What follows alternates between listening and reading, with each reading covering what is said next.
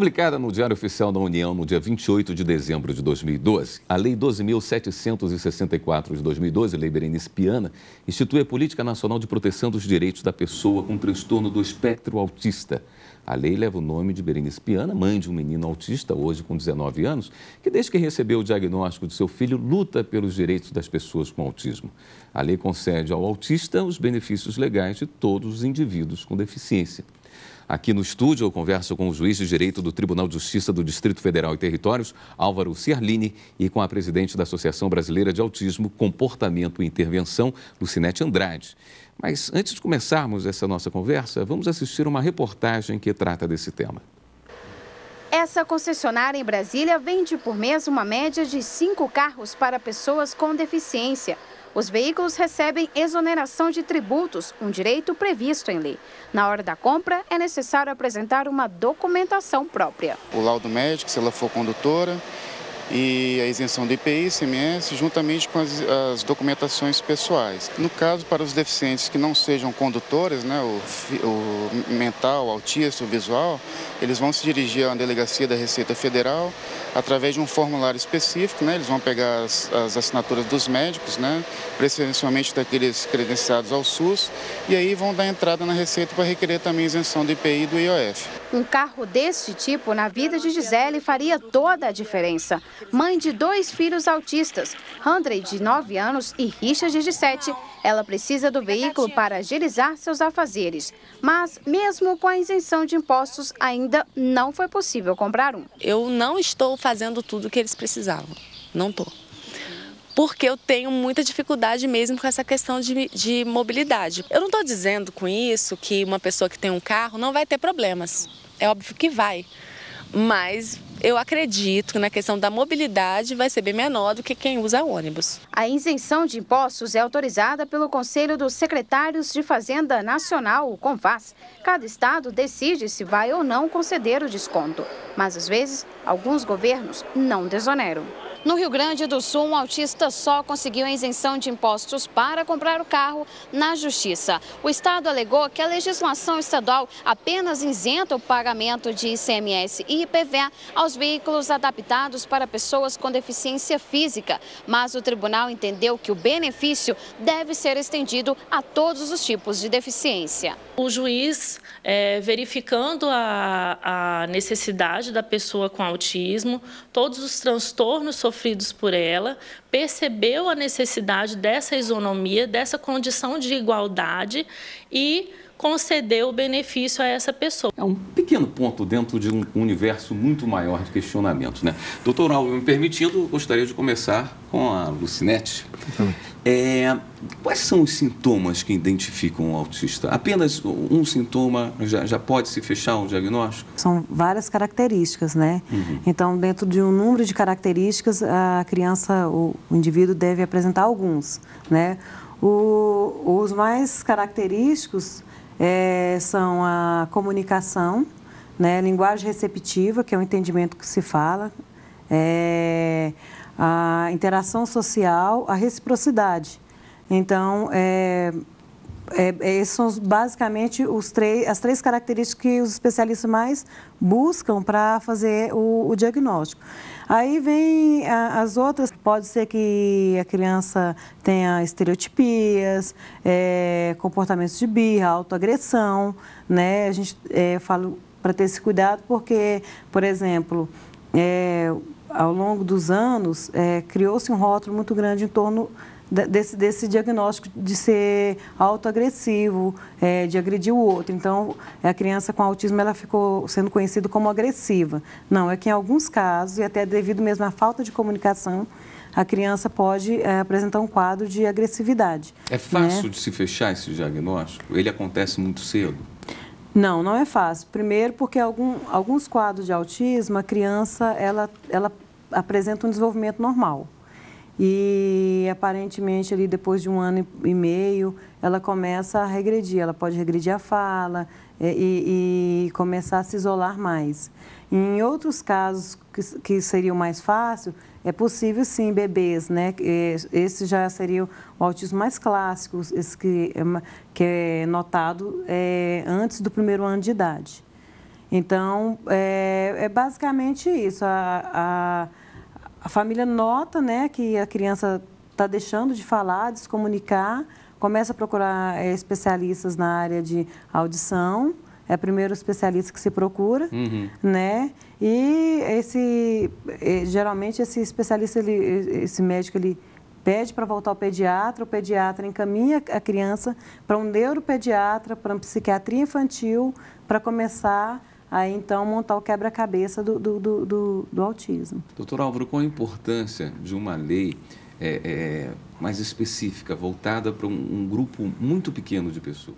Bom, inicialmente nós percebemos que já existe no sistema jurídico brasileiro uma série de normas protetivas, de uma forma geral, das pessoas que têm deficiência. Certo. Inclusive, o autismo, ele já foi reconhecido como deficiência na Lei 8989, justamente no caso de isenção de tributos. E o STJ tem já entendido tratar-se de hipótese de aplicação da isenção a essas pessoas. Agora, a importância da existência de uma norma jurídica que institui uma política pública é realmente notável. Por quê?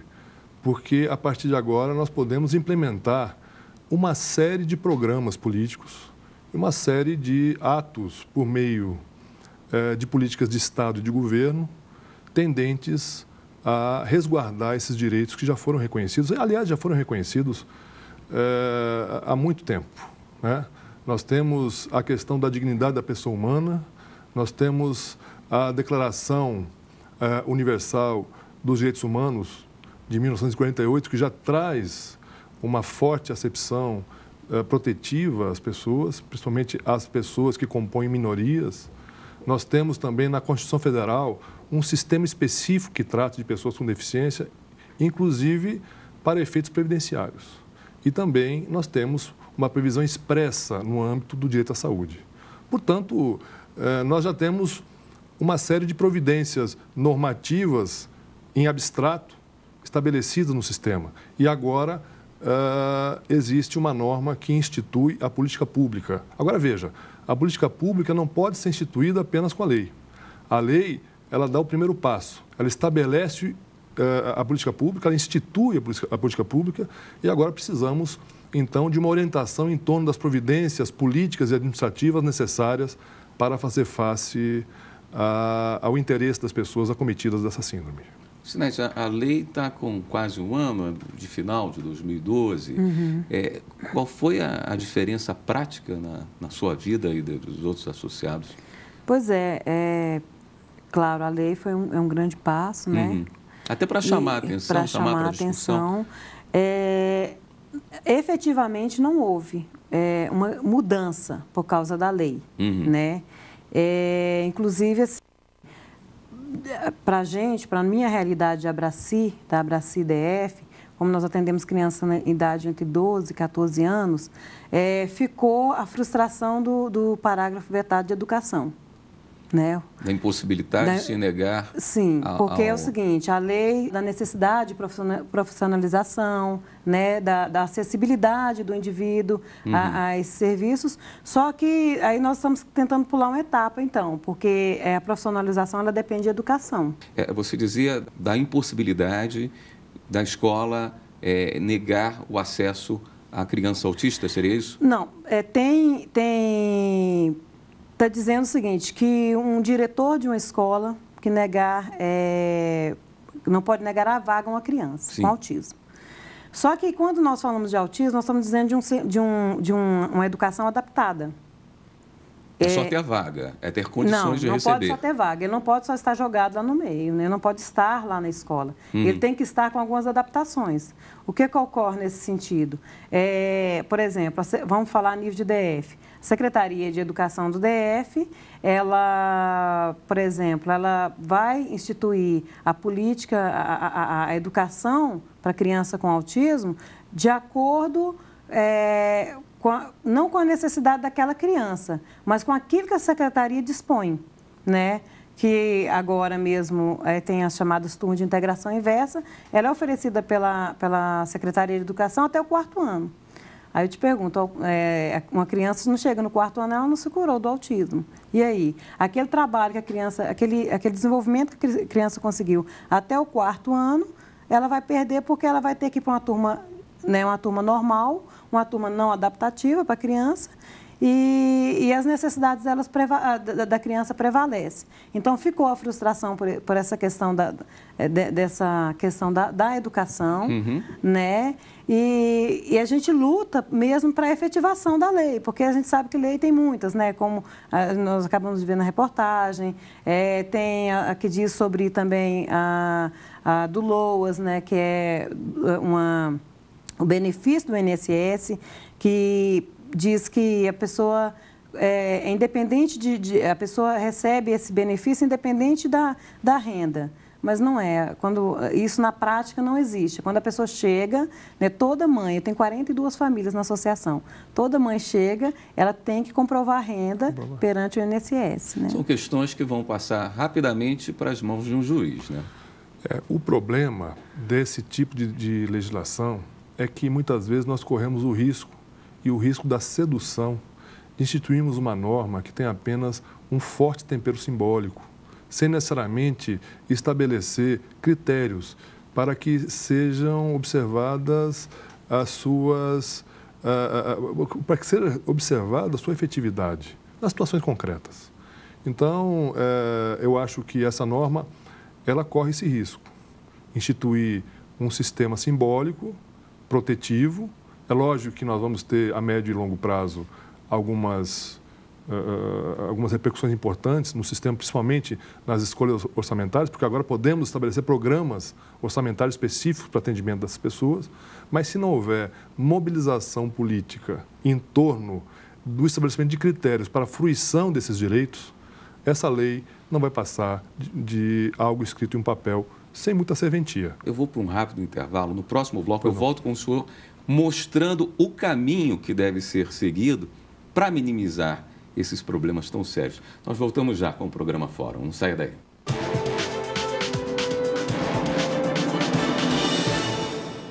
O Fórum está de volta. Hoje estamos conversando sobre a Lei Berenice Piana, que institui a Política Nacional de Proteção dos Direitos da Pessoa com Transtorno do Espectro Autista. Eu havia interrompido o doutor Alves no final do primeiro bloco, porque eu acho que é muito importante que essa sua resposta tenha um tempo para que possamos discutir como deve ser o comportamento das associações, como deve se posicionar o Estado, como é que o judiciário vai poder estar dentro desse problema que é tão complexo, apontando soluções. Bom, nós falávamos a respeito do sistema público de educação e falávamos da dificuldade que já vimos no sistema, no atendimento a crianças que têm necessidades especiais. Essas crianças hoje, elas são atendidas com grande esforço dos professores, dos profissionais da área de educação, mas mesmo assim percebemos que há necessidade de incremento das condições materiais e humanas para atender essas pessoas corretamente. Por outro lado, temos também a questão na esfera da saúde, o atendimento especializado que é necessário para as pessoas que têm essa síndrome. E nós sabemos como se encontra hoje o Sistema Único de Saúde, ou o sistema de saúde como um todo, a necessitar de cuidados. Então, a questão é que nós vamos agora instituir uma especialidade. Nós temos pessoas que necessitarão de cuidados especiais no âmbito da saúde e no âmbito da educação. O problema é que o Estado, muito embora tenha implementado o início, que é uma coisa realmente digna de elogios, implementar o início de uma política pública, talvez não terá tempo e condições, em virtude de uma série de problemas de organização da máquina estatal, para implementar ao tempo e à hora o problema do atendimento efetivo das crianças ou das pessoas que necessitam de atendimento. E aí o que vai acontecer? O Poder Judiciário será chamado para resolver essas questões. E eu tenho uma grande preocupação com esse tema. Sim. Porque, invariavelmente, quando o Poder Judiciário é chamado para atender questões relativas a direitos, a prestações, e um exemplo claro é o direito à saúde, outro exemplo é o direito à educação, essas questões são, invariavelmente, objeto de ações individuais de natureza combinatória. São ações que têm por objetivo obter a condenação do Estado à prestação de um serviço específico. Pais querendo garantir o direito dos seus filhos. Para os pais, evidentemente, por meio da Defensoria Pública, por meio de um advogado particular, que desejam atender a pessoa que está ali próxima, que é o seu filho. O problema é que quando nós escolhemos esse tipo de via de acesso à saúde ou à educação, nós acabamos instituindo um sistema que é disfuncional e é irracional, porque nós atendemos uma pessoa e nós não atingimos o problema enquanto tal. Qual é o problema que nós temos? A questão é saber do nível de financiamento necessário para fazer face a um programa público de atendimento a essas pessoas. Então, a questão é saber também quais são os critérios que podem orientar a fruição desses direitos. É uma escolha que não foi feita ainda. Nós não temos consensos sociais a respeito dos critérios para a fruição do direito à saúde ou dos critérios efetivos para a fruição do direito à educação, porque a regra é universal. Todos têm direito à educação e todos têm direito à saúde. Só que, efetivamente, quando a criança está na escola ou quando o paciente está no hospital, não recebe efetivamente o atendimento de que necessita. Mas qual seria o caminho, então? Qual seria o posicionamento que as associações poderiam ter em relação a isso? Olha, eu defendo particularmente, que a via de acesso à jurisdição nesses casos tem que ser por meio das ações coletivas. Eu acho que as ações civis públicas constituem efetivamente uma via de constituição de uma norma em abstrato. Nós sabemos, nos termos da Lei 7347, que a ação civil pública é uma lei que produz eficácia ultra partes e erga omnes. É uma lei, portanto, que alcança não só as pessoas presentes que partilham esses interesses meta-individuais, mas também as pessoas que ainda nem nasceram. Uma sentença em ação civil pública, ela tenderá a instituir um programa efetivo, caso o Estado se mostre omisso no atendimento de uma política pública específica. Mas aí a questão que precisa de cuidados. Nós precisamos, então, por meio dessa ação, escolher os critérios de fruição. Nós precisamos chamar a comunidade envolvida, os pais, as associações, então, o Sistema Único de Saúde, por meio de suas conferências e conselhos, os órgãos constitutivos do sistema de educação, e por meio dessa ação, então, precisamos estabelecer quais são os critérios, o que nós podemos efetivamente entregar para as pessoas acometidas de uma síndrome como essa, ou para as pessoas utentes de um sistema específico, como o sistema de saúde ou de educação, e precisamos agora de um estabelecimento de uma regra que possa ser partilhada por todos. Porque quando eu tenho o acesso individualizado a um sistema de saúde ou de educação, eu não tenho como garantir um tratamento isonômico às pessoas. Perfeito. Um tem e uma multidão de pessoas ainda não tem. Então, nós estabelecemos, categorizamos as pessoas em dois tipos. Primeiro, o tipo de pessoas que já receberam atendimento e estão a fruir do serviço público. E a segunda categoria é das pessoas que ainda irão fazê-lo, porque certamente agora o Poder Judiciário acaba se transformando num canal de acesso à saúde, num canal de acesso à educação, num canal de acesso a serviços públicos. Lucinete, existem alguns transtornos e síndromes próximas do autismo, que têm sintomas parecidos. Essas pessoas também estão amparadas por essa lei? Sim. O manual que faz o diagnóstico é o DSM-5, né, lançado há pouco. Hoje ele está englobando aí, não mais dizendo, a gente não diz que síndrome de Asperger, né, que o autismo de alto funcionamento, ele faz parte do espectro do autismo, mas ele está dizendo que agora todos terão um único código, que é TEA, né, transtorno do espectro do autismo. Então, podem parecer, são características, o diagnóstico do autismo é como se você imaginasse uma árvore. O tronco, ele é o autismo clássico. E os galhos são essas síndromes assemelhadas, né? Que é síndrome de Asperger, autismo de alto funcionamento. É um tratamento caro? Remédios, vários profissionais, Sim. Os remédios são importados? Como é o tratamento? São remédios caros, não tem um remédio específico para o autismo. As pessoas com autismo, as crianças com autismo, elas se utilizam de medicações, por exemplo, para outras comorbidades. Mas, por exemplo, num quadro onde uma criança apresenta quadro convulsivo, Entendo. ela vai ser tratada com aquela medicação como se fosse para uma pessoa epilética, né? Agora, caríssimos os tratamentos, né? Também nós não temos, assim, a padronização desses tratamentos. Então, surge muita especulação. Por não ter, então, é muito variável isso aí. Vai de acordo com o nível social mesmo da família, né? Mas são caríssimos. O valor, hoje, de uma sessão terapêutica para uma criança com autismo está em torno de R$200 a hora. Quer dizer, e essa falta de padronização é um problema quando chega na mão do juiz, né? Você não sabe se você está obrigando o Estado a dar aquilo que a criança precisa ou que os pais acham que seria mais interessante para o nós temos alguns protocolos que nós seguimos quanto a isso. Nós demandamos inicialmente que a prescrição venha de um médico do próprio Sistema Único de Saúde. Só que não há consenso a respeito dessas questões. E também os médicos dissentem a respeito da melhor terapia. Portanto, muitas vezes o juiz recebe pedidos distintos, de pessoas distintas, prescritos pelo médico do próprio sistema. Lucinete, qual é o conselho que você dá a quem está agora entrando nessa luta que você já está há algum tempo, acabando de diagnosticar ou com dúvidas sobre o diagnóstico do seu filho? Qual é o caminho? O caminho primeiro é a aceitação, né? Racionalidade, se desprender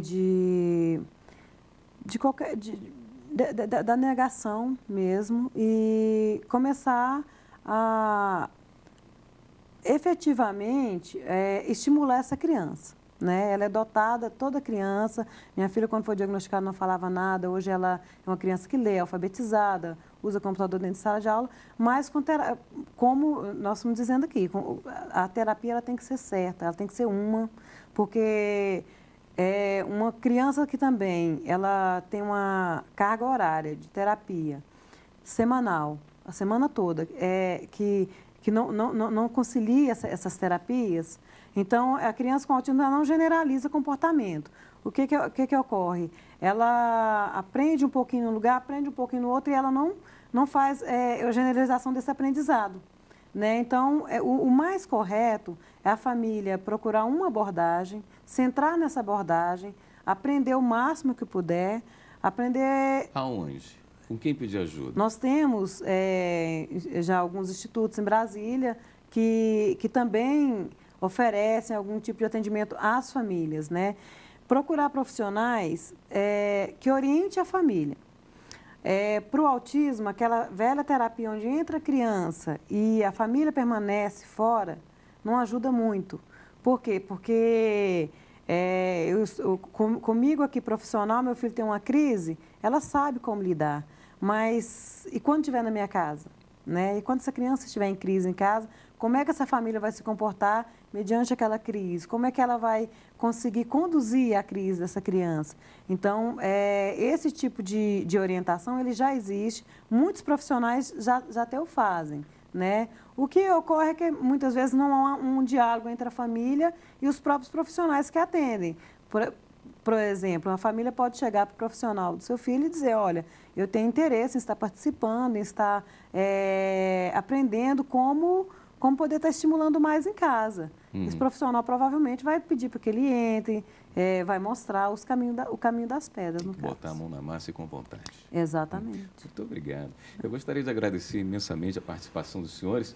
E o programa de hoje vai ficando por aqui. Nós conversamos com o juiz de direito do Tribunal de Justiça do Distrito Federal e Territórios, Álvaro Ciarlini, e com a presidente da Associação Brasileira de Autismo, Comportamento e Intervenção, Lucinete Andrade. Você pode rever esse programa na página da TV Justiça. O endereço é www.tvjustiça.jus.br.